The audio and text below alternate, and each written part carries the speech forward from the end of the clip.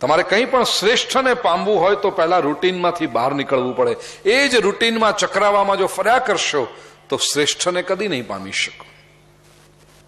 પશ્ચિમના એક વિચારકે બહુ સરસ કહ્યું છે, if you keep doing what you have always bin doing, then you will keep receiving what you have always been receiving.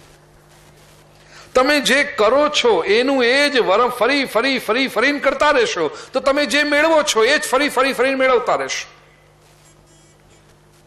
One definition of insanity is to do the same thing and expect different results.